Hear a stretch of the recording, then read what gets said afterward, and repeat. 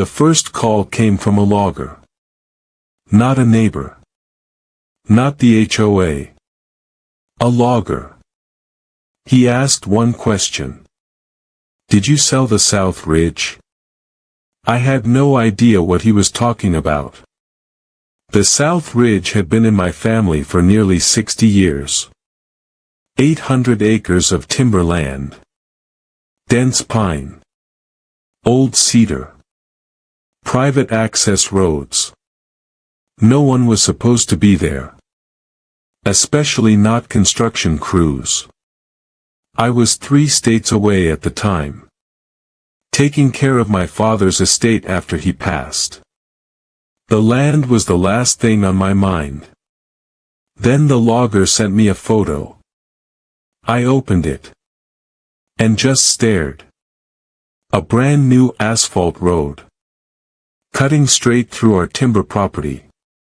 Wide enough for trucks. Fresh pavement.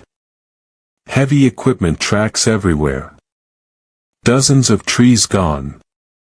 Sections of hillside scraped clean. At first I thought it had to be some mistake. Maybe county work. Maybe utility crews. Maybe an easement issue. Then I saw the survey stakes. They weren't county markers. They belonged to a private contractor. And one name appeared on every permit board. The HOA. More specifically, the HOA president. A man who had spent years trying to gain access through our property.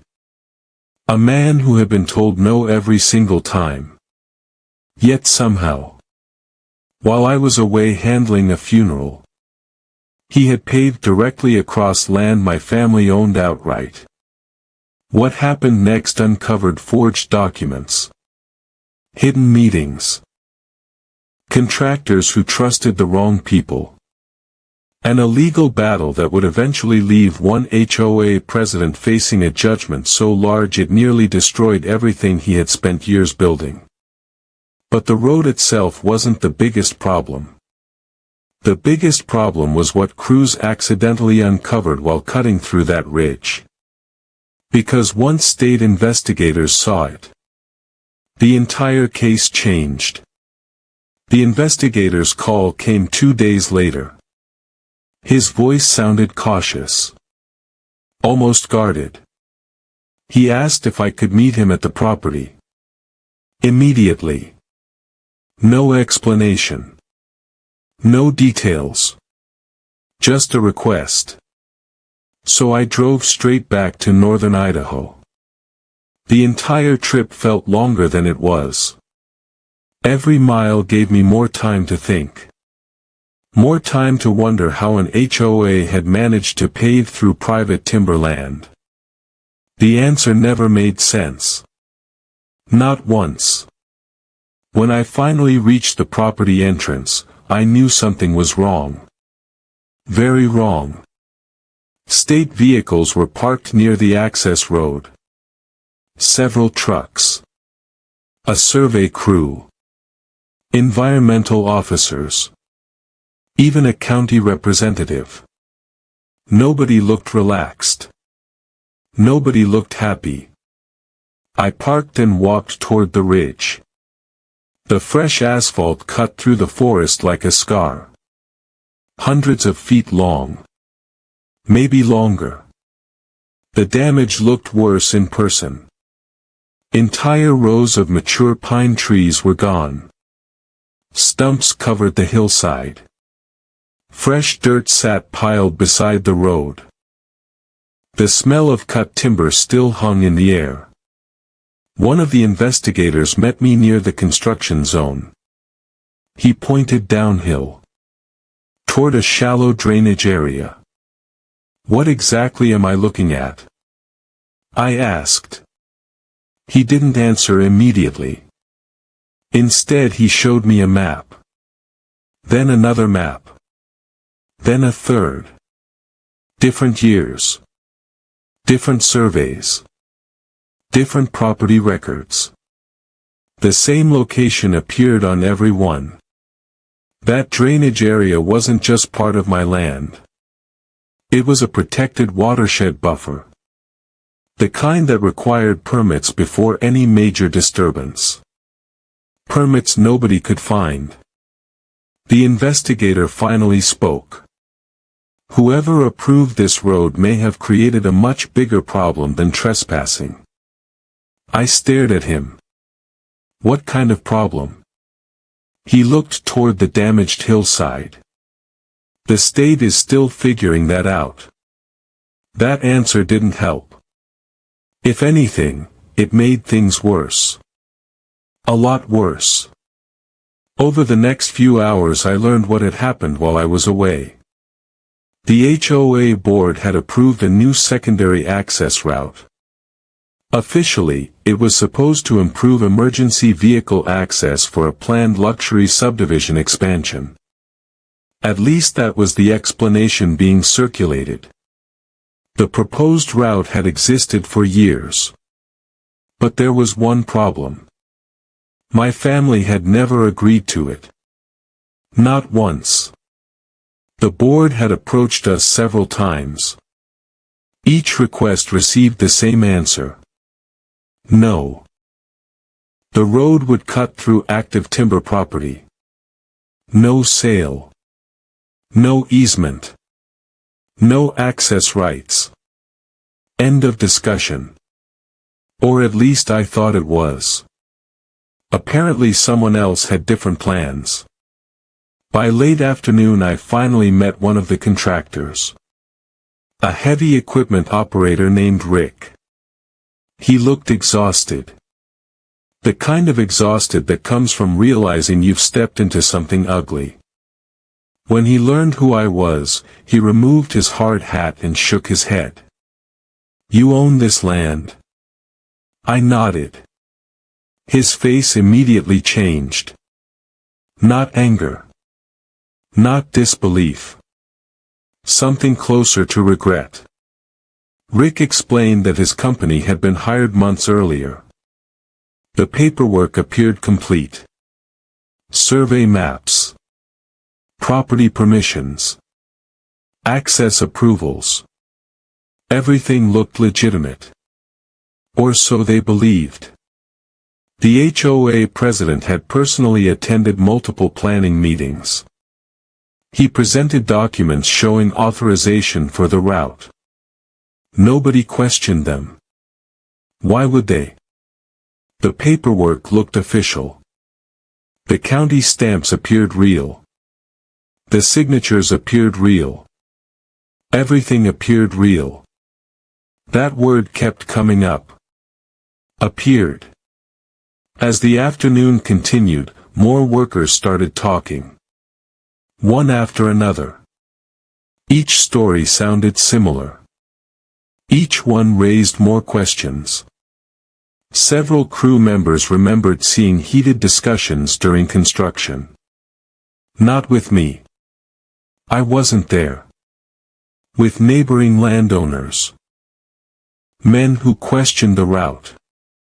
Men who claimed the road crossed private property. Those concerns never stopped construction. The HOA president allegedly assured everyone the disputes had already been resolved.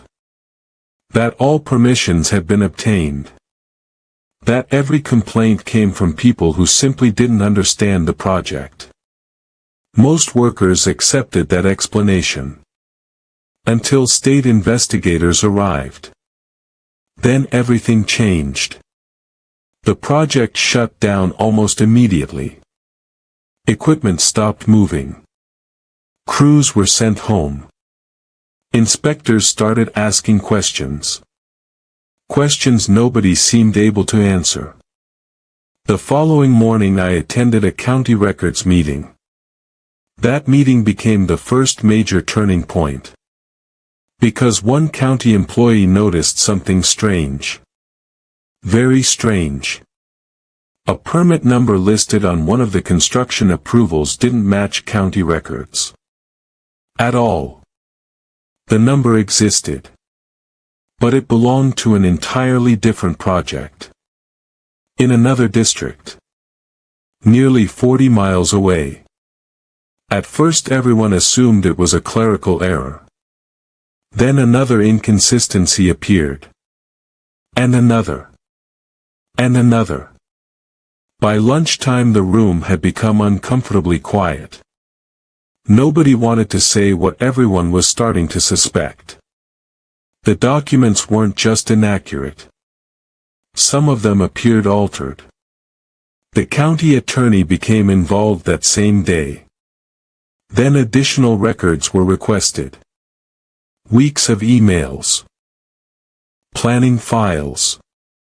Meeting minutes. Internal HOA communications. Everything. The investigation expanded rapidly.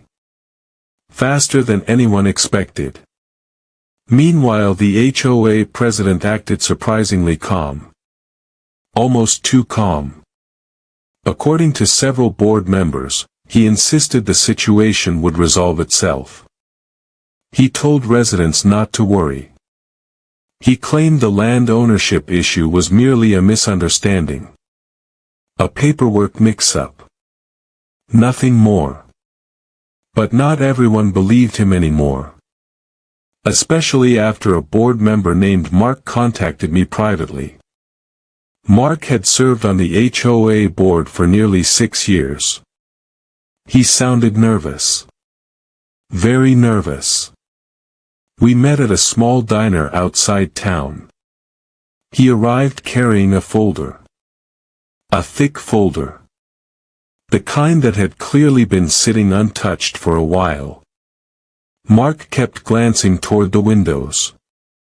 Toward the parking lot.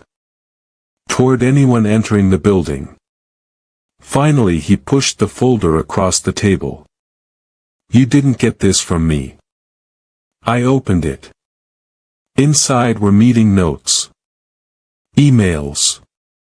Internal project summaries. Budget documents. And something else. Something that immediately caught my attention. Months before construction started, multiple board members had voted against the road proposal. Not because they cared about my property. Because they feared legal exposure. One memo outlined potential lawsuits. Another mentioned boundary disputes. A third specifically warned that ownership verification remained incomplete. Incomplete. Yet construction moved forward anyway. I looked up at Mark. "Why are you showing me this now?" His answer came quickly. Because he had just learned something himself. Something none of the other board members supposedly knew. The luxury subdivision expansion wasn't fully approved. Not even close. Several critical permits were still pending. Without the new access road, the entire development timeline could collapse. Suddenly the situation made a lot more sense. The road wasn't just a convenience project. It was leverage. A shortcut. A desperate attempt to keep a much larger project alive. And if that was true, someone stood to lose a fortune if the road failed. That realization changed everything. The next week, investigators interviewed dozens of people. Contractors. Surveyors. Board members. Engineers. County staff. The pressure started building. Mistakes began surfacing. Stories stopped matching. Timelines shifted. Memories changed. One contractor claimed he received revised maps just days before construction began. A survey technician insisted he had raised concerns about boundary lines. Another witness recalled a tense argument involving access rights. Each statement created new questions. None provided answers. Then came the mini-twist nobody expected. The original survey company released a statement. They denied approving the final route. Completely. In fact, they claimed the version used during construction wasn't the version they produced. That announcement sent shockwaves through the project. Because if true, someone had modified the plans after the survey work was completed. Someone. But who? And why? The answer seemed obvious. Yet proving it was something else entirely. As investigators dug deeper, financial records entered the picture. And that's when things became truly uncomfortable. Because the planned subdivision wasn't just valuable. It was enormous. Millions of dollars were tied to strict deadlines. Investors were waiting. Construction schedules were waiting. Permit approvals were waiting. Delays could trigger penalties. Huge penalties. Suddenly there was motive. A very expensive motive. By then even longtime HOA residents were turning against their own leadership. Questions filled community meetings. Residents demanded explanations. Board members stopped defending the project. The confidence that once surrounded the road disappeared. Fast. Then, late one Friday afternoon, county investigators received a document that changed the direction of the entire case. A document nobody knew existed. A document connected directly to the property permissions. And according to the investigator who called me that evening, the signature on it looked familiar. Far too familiar. Because it supposedly belonged to my father. The same father whose funeral I had been attending when construction began. The same father who had already been dead for weeks. And somehow, his signature had just approved an easement across our land. The room went silent. Nobody spoke for several seconds. The investigator slid the document across the table. I didn't even need to read the name. I knew it immediately. My father's signature. Or at least something pretending to be it. I stared at it. The signature looked close. Close enough to fool someone who never knew him. But not close enough to fool me. My father signed everything the same way for decades. Every contract. Every timber sale. Every property tax filing. This wasn't his signature. Not even close. The investigator seemed relieved when I said that. Because he had concerns too. Several concerns. The date was wrong. The witness section was incomplete. And the notary information raised questions. Big questions. Within days, handwriting experts became involved. The county attorney's office expanded its review. What started as a property dispute was turning into something much larger. Word spread quickly. The entire community was talking about it. At hardware stores. Coffee shops. Gas stations. Everywhere. The HOA president kept insisting the project had been authorized. But fewer people believed him. Especially after another board member stepped forward. This one had resigned months earlier.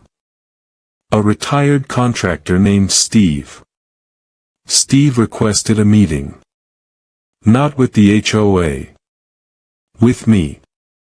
We met at a logging supply yard outside town. He looked frustrated. The kind of frustration that had been building for a long time.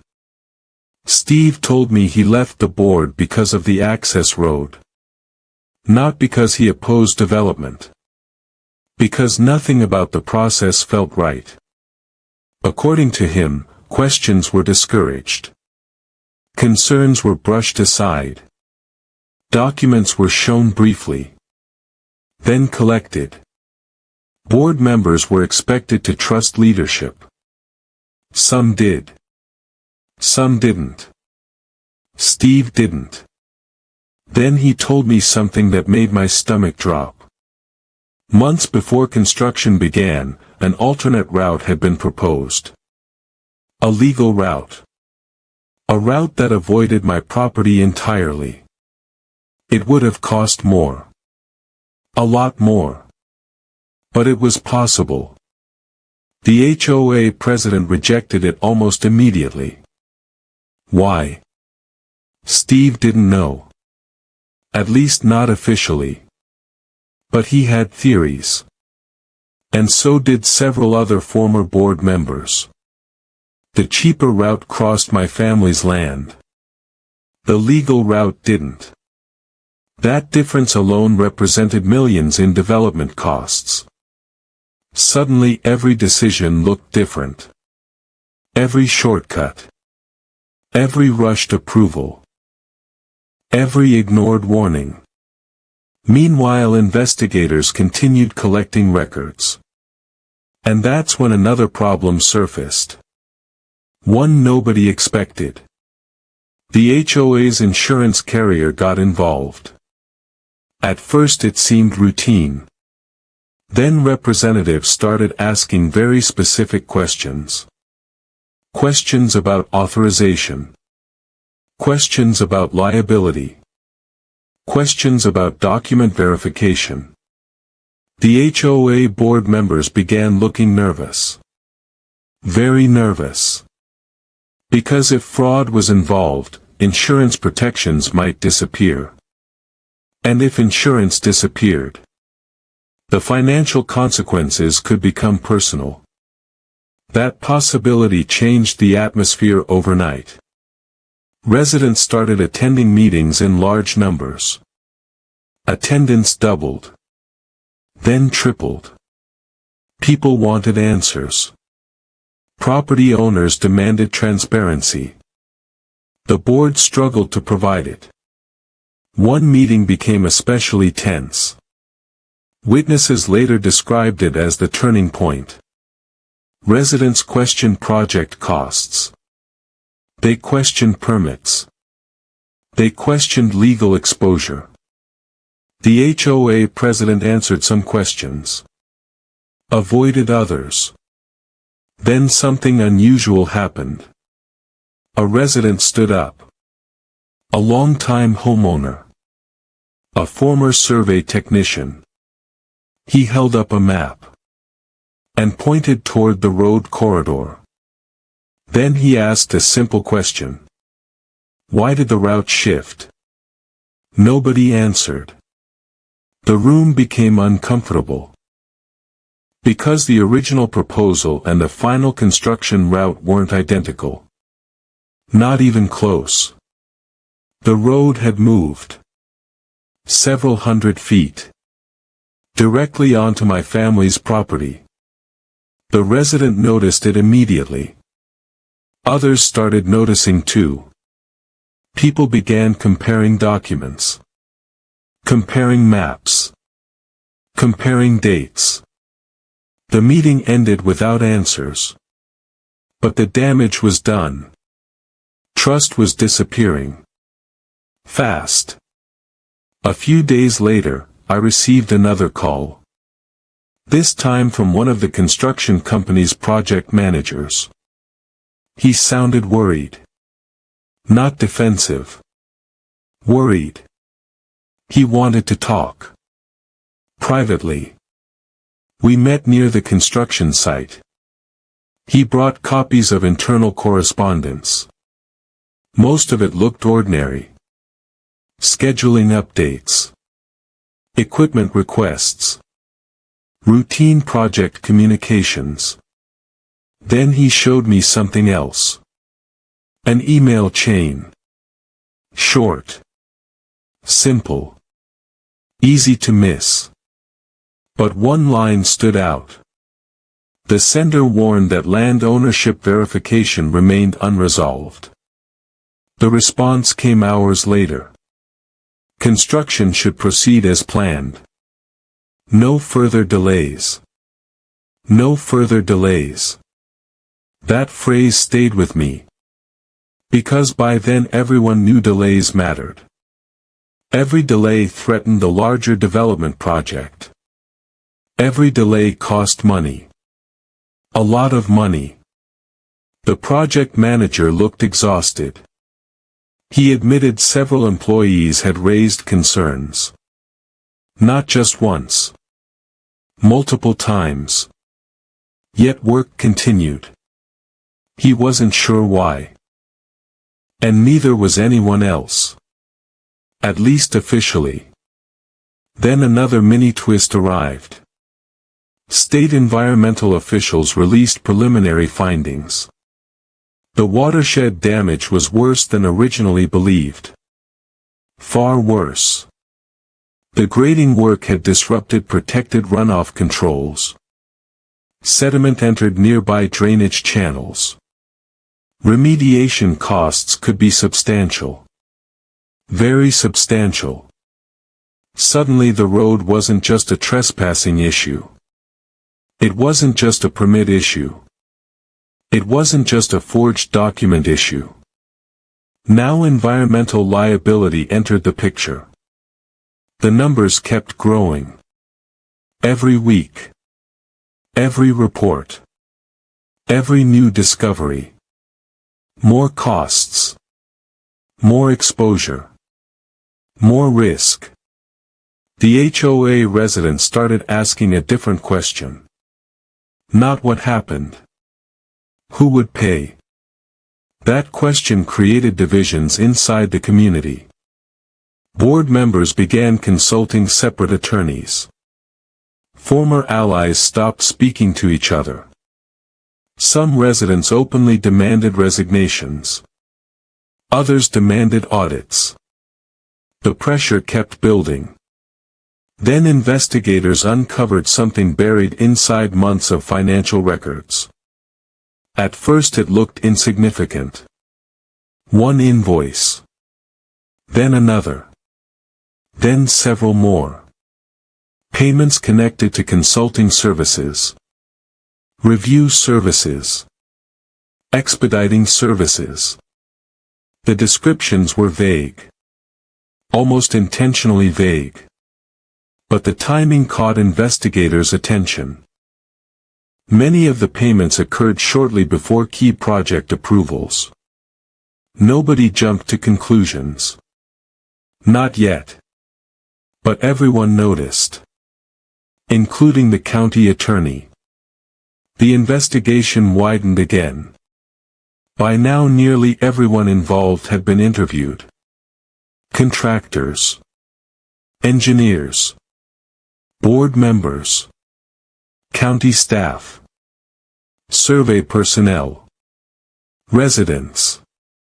Even former residents. Each interview added another piece. But the overall picture remained incomplete. Then one witness changed that. A witness nobody expected. The witness wasn't a board member. Wasn't a contractor. Wasn't a government official. He was a security guard. A part-time security guard working at a storage facility. Months earlier, a trailer containing project files had been stored there temporarily. The guard remembered something unusual. A late-night visit. After business hours. Someone accessing records. Someone requesting entry. Someone he recognized. At first investigators weren't sure the detail mattered. Then they checked access logs. The logs matched his memory. Exactly. The date caught everyone's attention. Because it occurred shortly before the disputed easement documents appeared. Suddenly investigators had a timeline. A very interesting timeline. The guard's statement didn't prove anything. But it raised serious questions. Questions that became harder to ignore. especially when additional records surfaced. And those records pointed toward one specific individual. The HOA president. Pressure mounted rapidly after that. Residents wanted explanations. Board members wanted explanations. Even business partners connected to the subdivision project wanted explanations. Nobody liked uncertainty. And uncertainty was everywhere. Then came the moment that shook the entire development. A major investor paused funding. Temporarily. At least officially. Unofficially, everyone knew what it meant. Confidence was collapsing. Without investor confidence, construction schedules meant nothing. Future phases stalled. Planning stopped. Meetings multiplied. Lawyers appeared everywhere. The financial stakes became impossible to ignore. Millions were now hanging in the balance. Not hypothetical millions. Real money. Real contracts. Real obligations. Then investigators finally received the handwriting analysis. The report arrived quietly. No announcement. No press release. Just a document delivered to the county attorney. Several people saw it. Very few discussed it publicly. But word leaked. As it always does. The conclusion wasn't favorable. Not favorable at all. The signature authorizing access to my family's property almost certainly had not been signed by my father. The implications were obvious. Even before anyone said them out loud. Yet one mystery remained. Who actually created it? That answer still wasn't clear. And investigators weren't ready to make accusations. Not yet. But they were getting closer. Much closer. Then, just as the pressure reached its highest point, another document surfaced. This one had been hidden inside an old project archive. Buried beneath months of paperwork. Ignored by almost everyone. Until now. When investigators opened it, they immediately requested emergency interviews. Several emergency interviews. Because according to that document, someone had warned the HOA president in writing that the easement was invalid before construction ever began. And somehow, the warning disappeared from every official project file. The missing warning changed everything. Not because it proved guilt. Because it proved knowledge. Someone knew there was a problem. And someone chose to move forward anyway. Investigators immediately began tracing the document. Who wrote it? Who received it? Who removed it? And who benefited when it disappeared? The answers started arriving faster than anyone expected. The author turned out to be a land use consultant. A respected consultant. The kind of person developers hire specifically to avoid disasters. Months before construction started, he had reviewed the route. His conclusion was simple. The access rights were unresolved. Construction should not proceed. The warning was sent directly to multiple project contacts, including the HOA president. The consultant still had copies. Email timestamps. Attachments. Delivery confirmations. Everything. The county attorney's office became very interested. Very quickly. Especially after learning something else. The consultant never received a response. Not one. His warning simply vanished. Ignored. Or buried. Nobody knew which. Yet, around that same time, another problem surfaced. The investors behind the subdivision project launched their own internal review. That review uncovered discrepancies. Budget discrepancies. Timeline discrepancies. Approval discrepancies. Nothing criminal. At least not on its face. But enough to alarm people handling millions of dollars. Several investors demanded meetings. Some demanded audits. Others wanted out entirely. The atmosphere became toxic. No one trusted anyone. The HOA board was now divided into camps. Some members still defended leadership. Others openly questioned it. Several resigned. One after another. Publicly. The resignations made local headlines. Nothing dramatic. Just enough attention to make things worse. Then came a development nobody saw coming. One of the survey technicians returned. Not because investigators contacted him. Because he had found something at home. An old external hard drive. The kind people forget exists. Buried in a desk drawer. Stored for years. When he opened it, he found archived project files. Original route files. Original mapping layers. Original survey data. The files had dates. Modification histories. User records. Everything. Investigators reviewed them immediately. The differences were impossible to ignore.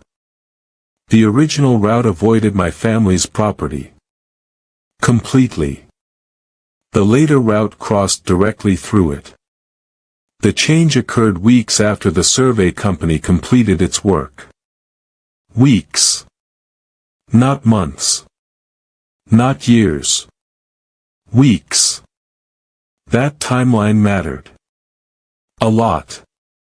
Because the survey company was no longer responsible. Someone else had altered the route afterward. Someone with access. Someone with motive. The findings spread quietly. But word still leaked.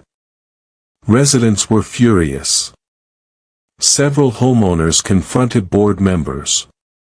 Some demanded emergency elections. Others demanded financial transparency. Community meetings became crowded. Tense. Uncomfortable. People stopped arguing about landscaping rules. Or parking violations. Or clubhouse budgets. Now everyone was talking about liability. And liability was growing. Every report added another layer. Environmental restoration. Timber losses. Property damages. Legal fees. Construction losses. Investor claims. The numbers kept climbing. No one knew where they would stop. Then a county official made a statement that shook the room during one public meeting. The road would likely need to be removed. Completely. The reaction was immediate. Gasps. Arguments. Angry questions. Some residents looked stunned. Others looked relieved. The road had become a symbol. Not progress. Trouble. The official explained that restoration requirements could include removing pavement, regrading disturbed land, replanting affected areas, restoring drainage controls. The process could take years. And cost millions. Real millions. Not estimates. Not guesses. Millions. That night, Several homeowners contacted attorneys. Some feared special assessments. Others feared property value declines. The community was fracturing fast. Meanwhile, investigators continued following the paper trail. The trail eventually led to a private planning meeting held nearly a year earlier. A meeting that wasn't listed in official board records. At least not completely. Attendance records were missing. Meeting notes were incomplete. Several participants gave conflicting accounts. But one attendee remembered something important. Very important. A discussion about deadlines. A discussion about investor pressure. And a discussion about access. According to that witness, concerns about my family's property had been raised. More than once. The response was always the same. The issue would be handled. Nobody asked how. Nobody followed up. At least not publicly. That statement didn't prove wrongdoing. But it narrowed the focus. Investigators knew the access issue wasn't a surprise. It had been discussed. Repeatedly. Months before construction began. Then came another mini-twist. A contractor involved in early planning finally produced text messages. Dozens of them. Nothing explosive.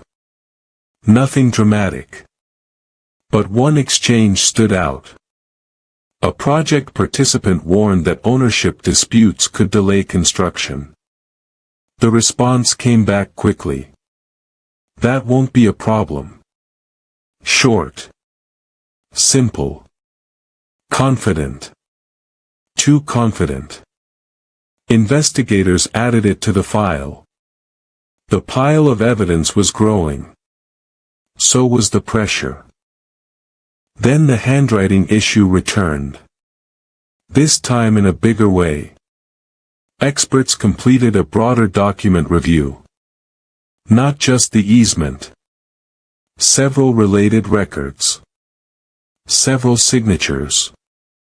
Several approvals. The findings raised additional concerns.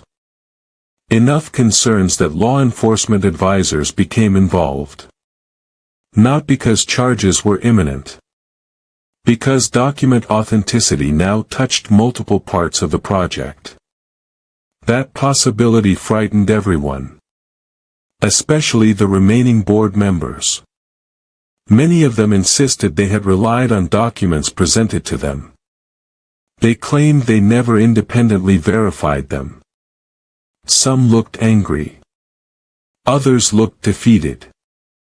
One board member reportedly slammed a folder onto a conference table and walked out during a meeting. Another retained separate legal counsel the same day. People were protecting themselves. The unity that once existed inside the HOA was gone. Completely gone. Then investigators made a discovery buried inside financial disclosures. A consulting contract. One contract. Signed months before construction began. The contract included incentive bonuses. Large incentive bonuses. Bonuses tied directly to project milestones. Including access approval milestones. The document wasn't illegal. Not by itself. But it provided context. Important context. Because suddenly the timeline made more sense. The pressure. The urgency. The shortcuts. Everyone began seeing the same pattern. The faster the project moved, the more money certain people stood to gain. The slower it moved, the more money they risked losing. The motive wasn't personal. It was financial. And financial motives often leave paper trails. This one certainly had. By early spring, mediation discussions began. Quietly. Behind closed doors. Lawyers met. Experts met. Insurance representatives met. Nobody expected quick resolutions. The issues were too large. Too complicated. Too expensive. Still, talks began. Then collapsed. Almost immediately. The reason remained confidential. But insiders described the gap between positions as enormous. No surprise there. The damage estimates alone were staggering. My family's losses. Environmental restoration. Legal costs. Construction expenses. Future remediation. Everything added together created a number few people wanted to discuss publicly. A number large enough to threaten entire organizations. Then another witness stepped forward. A former project consultant. He had stayed silent for months. Now he wanted to talk.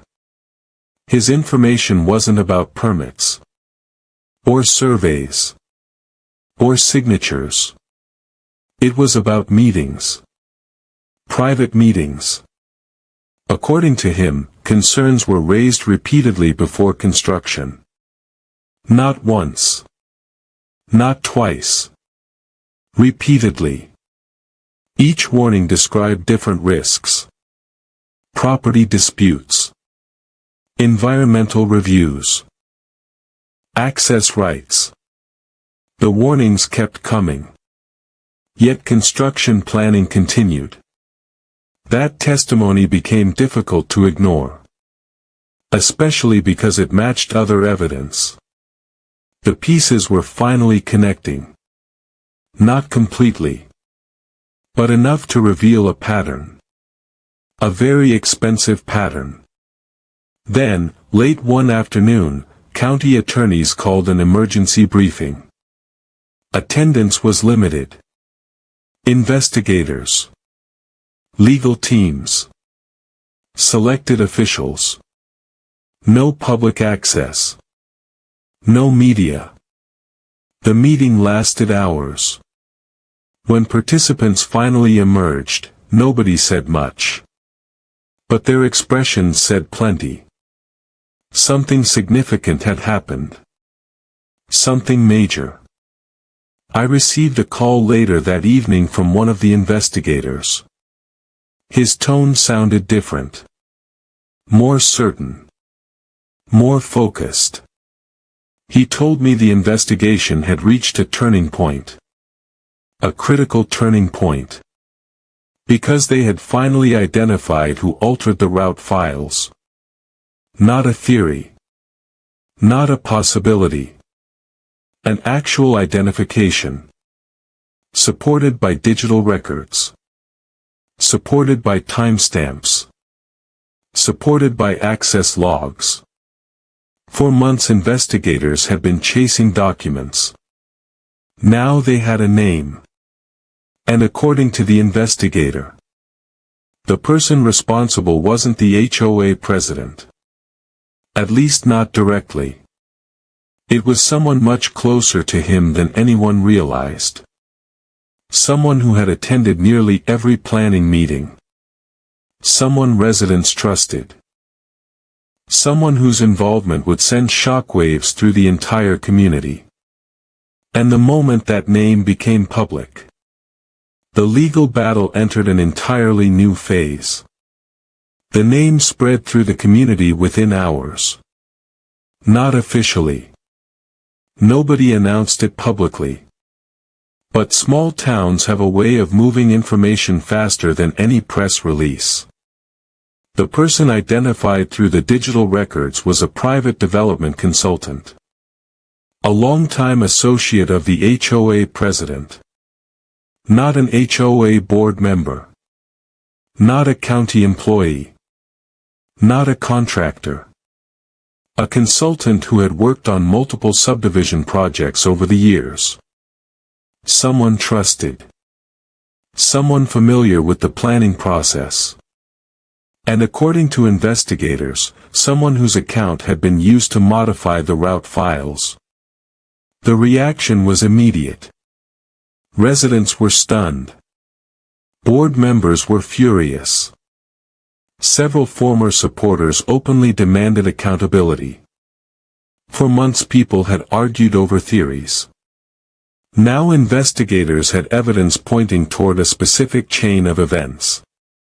The consultant denied wrongdoing. Immediately. His attorneys issued statements.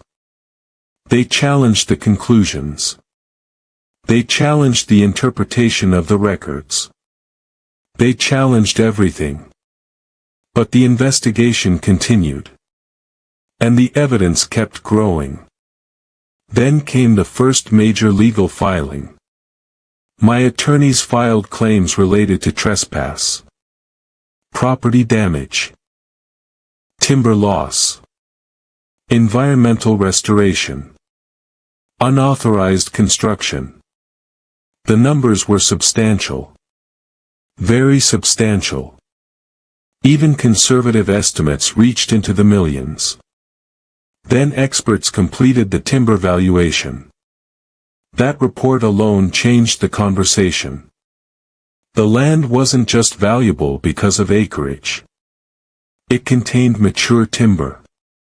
Commercially valuable timber. Trees that had taken decades to reach harvest value. The removal wasn't temporary damage. It was permanent loss. Loss that couldn't simply be replaced. The report landed hard. Especially among investors already worried about exposure. Then another uncomfortable fact surfaced. The road itself had almost no remaining value. Construction had stopped. Permits were under review. The route was legally challenged. Environmental concerns remained unresolved. The road had become an expensive liability. Nothing more. As summer approached, mediation resumed. This time the atmosphere was different. Less confident. More serious. The evidence was no longer moving in multiple directions. It was beginning to point the same way. Again and again. And that made settlement discussions much harder to avoid. Several parties wanted resolution.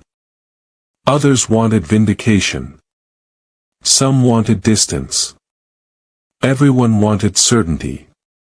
But certainty was expensive. Then the environmental restoration assessment arrived. Another report. Another problem. The disturbed watershed area required corrective work. Drainage repairs. Slope stabilization. Replanting. Monitoring. The projected costs added another layer of liability. The numbers climbed again. Nobody seemed surprised anymore. Every new report increased the total. Every review revealed another consequence. The project had become a financial avalanche. And it wasn't finished. Not even close. Then came the depositions. Days of testimony. Hours of questions. Stacks of documents. The process revealed something important. Many people had raised concerns. Many. Survey personnel. Consultants. Contractors. Board members. Outside reviewers. The warnings weren't hidden.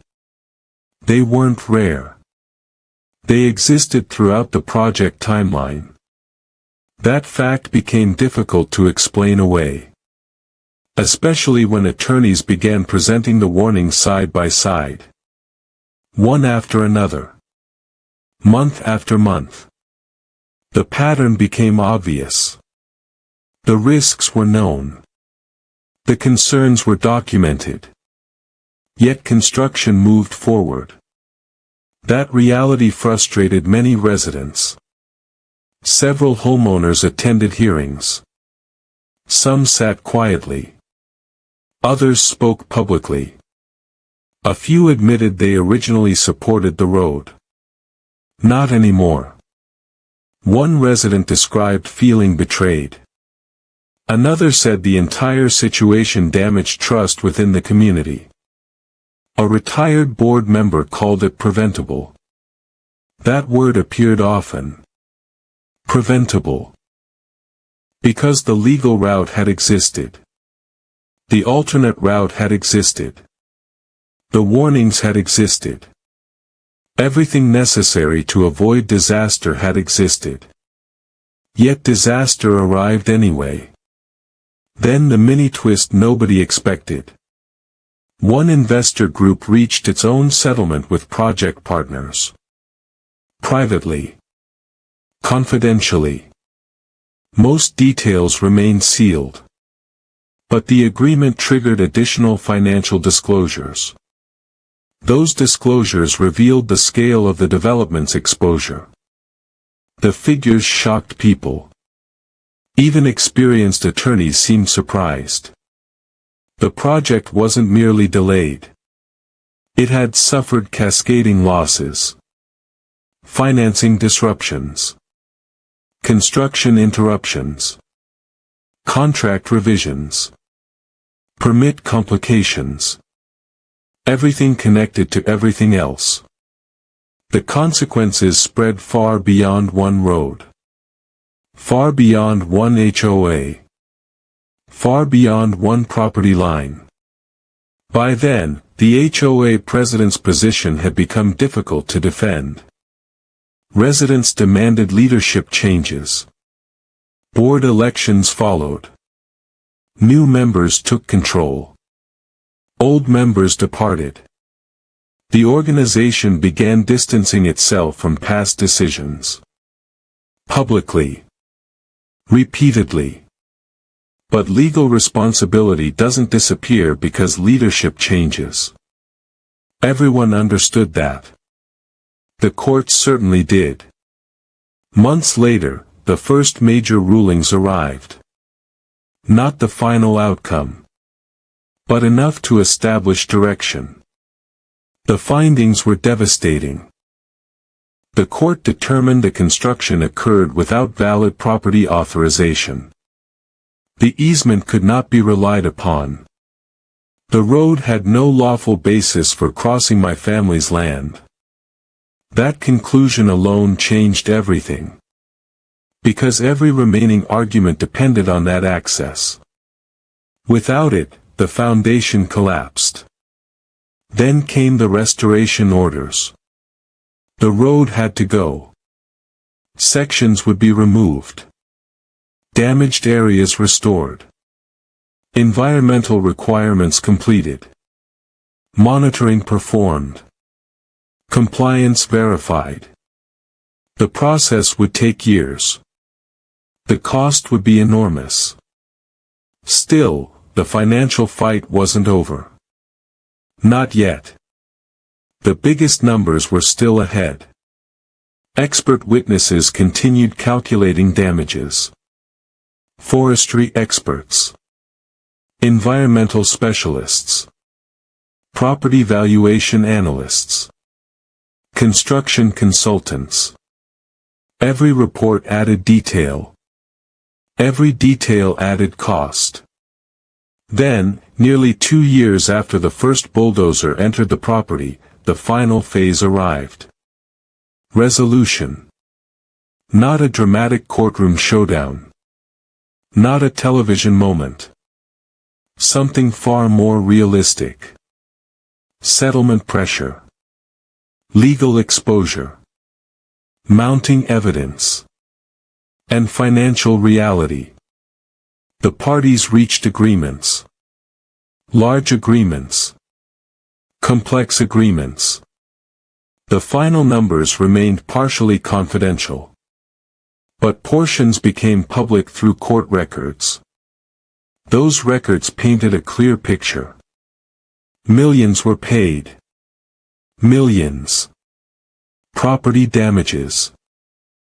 Restoration obligations. Legal claims. Associated liabilities. Together they created consequences few people imagined when the first survey stake entered the ground. The total exposure connected to the dispute exceeded $6.4 million. And much of that burden ultimately traced back to decisions made during the Access Road project. Decisions that should never have happened. The irony wasn't lost on anyone. The road had been intended to save money, to speed development, to avoid delays. Instead it produced years of delays, years of litigation, years of financial damage. The shortcut became the most expensive route possible. As for the property itself, recovery took time. A lot of time. New trees were planted. Drainage systems restored. Damaged sections repaired. Nature slowly reclaimed what construction had disrupted. Not overnight. Not quickly. But steadily. Today, if you walk portions of that ridge, you'll still see signs of what happened. The land remembers. The records remember. And so does the community. People still talk about it. Not because it was the biggest dispute in county history, but because it was so avoidable. One decision. Then another. Then another. Each one pushing the project further from common sense. Until there was no easy way back. Sometimes the most expensive mistakes don't begin with bad intentions. They begin with deadlines. Pressure. Assumptions. And the belief that rules can be dealt with later. In this case, later finally arrived. And the cost was measured in millions. If you enjoyed this story and want to hear more real HOA conflicts, property disputes, and neighborhood battles with unexpected consequences, be sure to subscribe and join us for the next one.